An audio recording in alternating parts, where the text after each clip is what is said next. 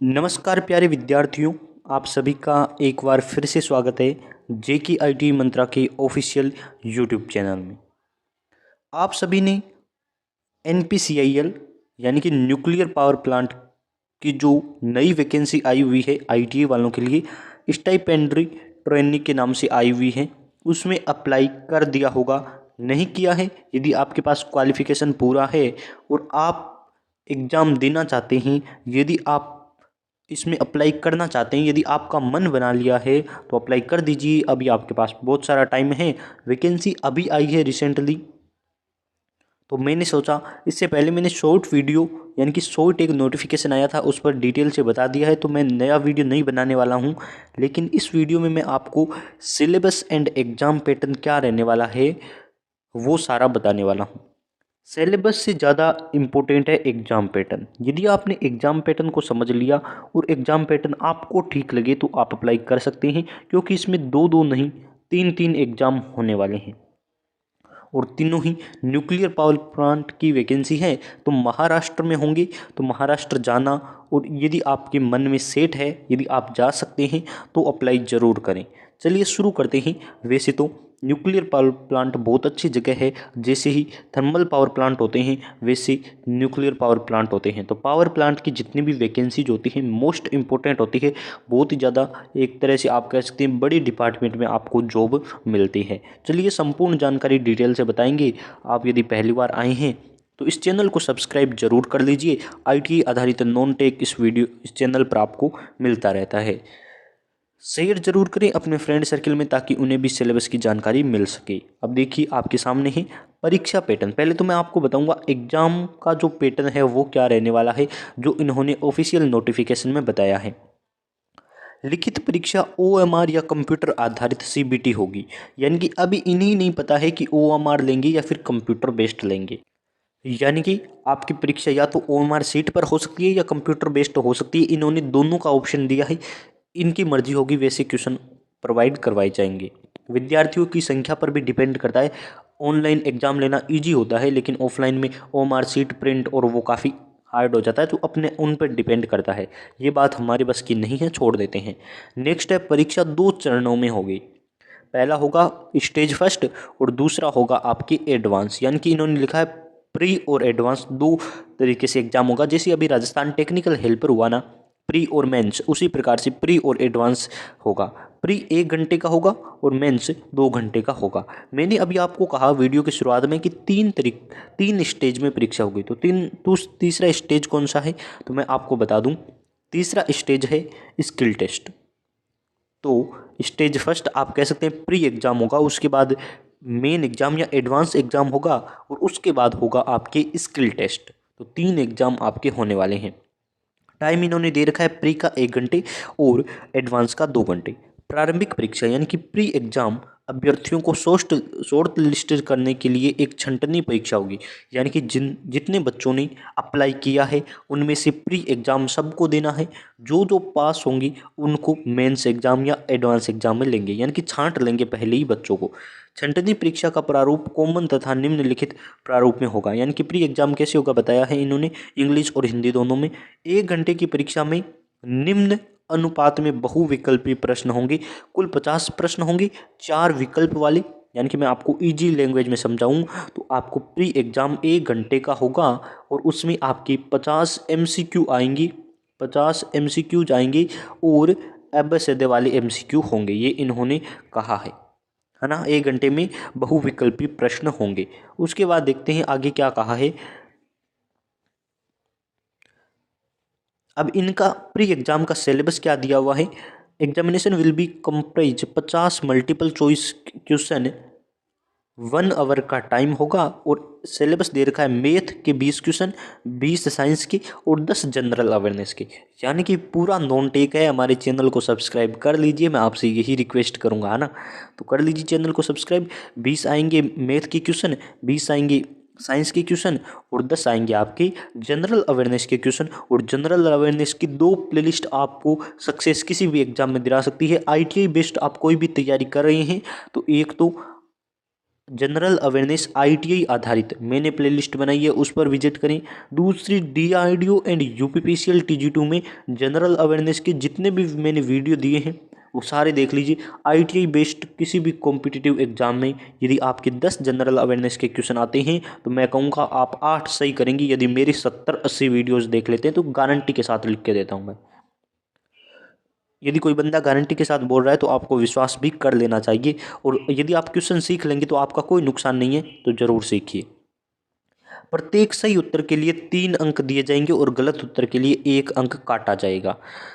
उपलब्ध संसाधनों के आधार पर बहु सत्रों में परीक्षा आयोजित की जाएगी। अब देख लो, इनका मतलब मैं आपको डिटेल से समझा देता हूँ। इन्होंने कहा है कि एक प्री एग्जाम होगा जो आपके 1 घंटे का होगा, जिसमें 50 आपकी MCQ आएंगी और 1 क्वेश्चन होगा वो 3 नंबर का होगा। सही करने पर तो मिलेंगे आपको 3 नंबर, लेकिन गलत करने पर आपको 1 नंबर नेगेटिव मार्किंग भी है।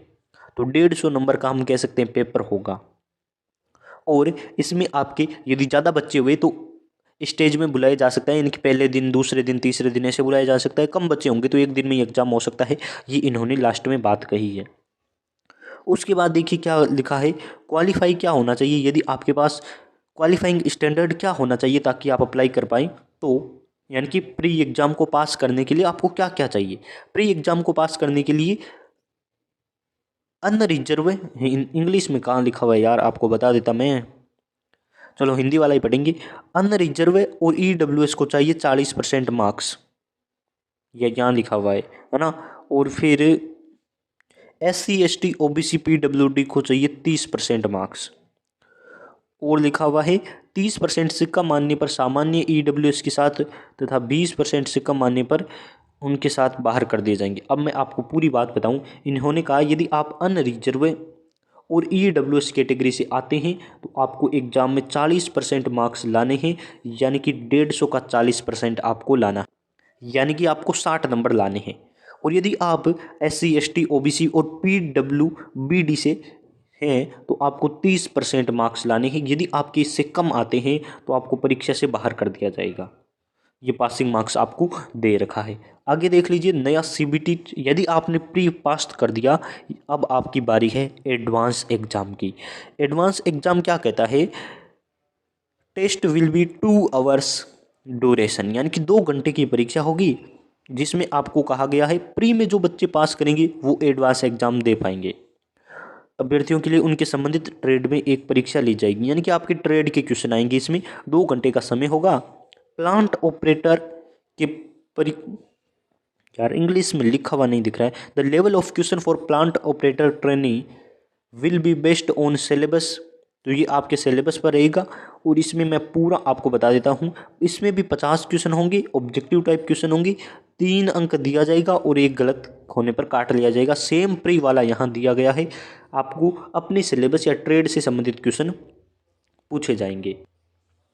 इस नोटिफिकेशन में सिलेबस भी दे रखा है, ट्रेड से संबंधित क्वेश्चन पूछे जाएंगे। 50 क्वेश्चन भी एडवांस में होंगे, 3 नंबर सही होने पर और 1 नंबर नेगेटिव मार्किंग है। ये भी 150 नंबर का पेपर होगा। अब देखिए आगे क्या कहा गया है, इसको क्वालिफाई करने के लिए आपको चाहिए सामान्य यानी कि अनरिजर्व और EWS को चाहिए 30% मार्क्स और OBC वाले को चाहिए, OBC ST PWD जो भी है उनको चाहिए 20% मार्क्स।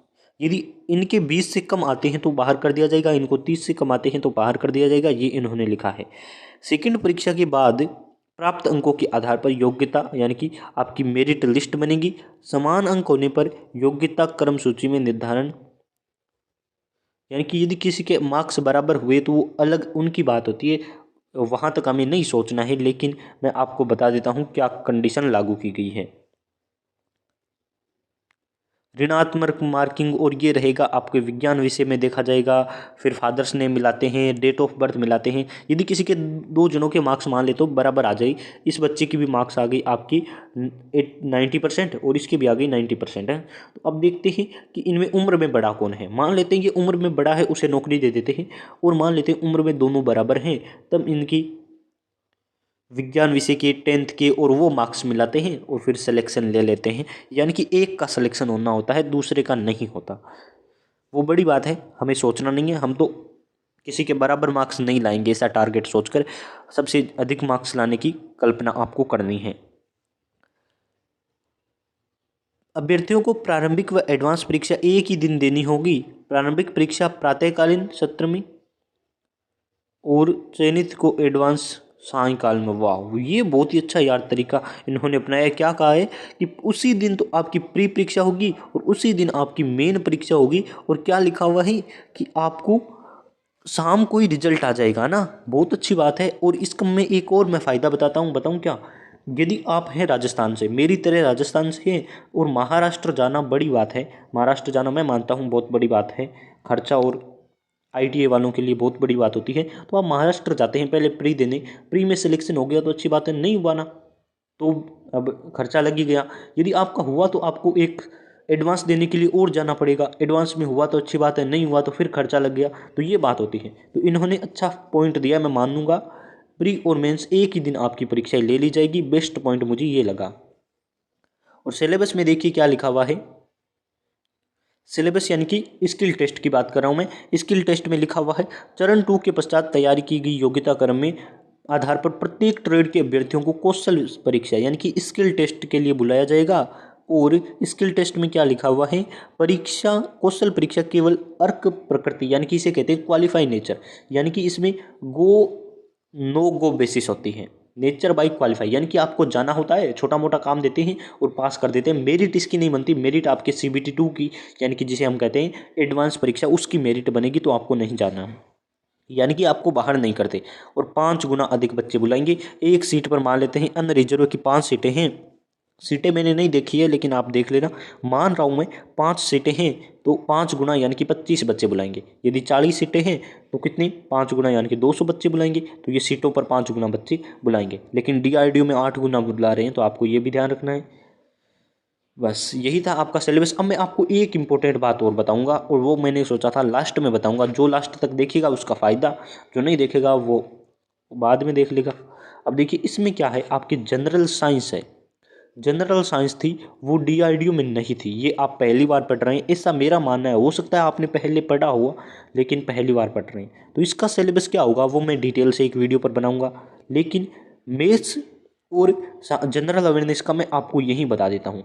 जनरल अवेयरनेस में आपके आता है books and author, important festival, और उसके बाद आता है आपके महत्वपूर्ण नियुक्तियां। और महत्वपूर्ण नियुक्तियों का मैंने एक 15 मिनट की आपको क्लास बताई है। 2022-23 की जो भी अभी रिसेंटली नियुक्तियां हुई हैं, अपॉइंटमेंट हुई है, उनको मैंने डिटेल से बता दिया। आप उस वीडियो को देखकर किसी भी एग्जाम को पास कर सकते हैं।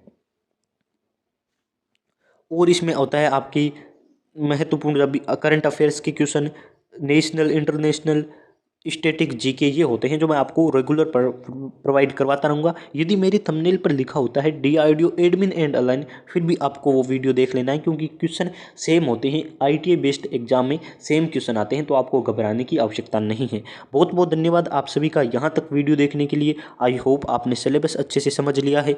बेस्ट ऑफ लक अपने एग्जाम के लिए। मैं भगवान से प्रार्थना करूंगा कि इस बार आप सभी सिलेक्ट हो। आप सभी यानी कि जो मेरा वीडियो देख रहे हैं उन्हीं को कहूँगा। बहुत बहुत धन्यवाद। बेस्ट ऑफ लक, कर दीजिए तैयारी और कर मैदान फतेह, है ना।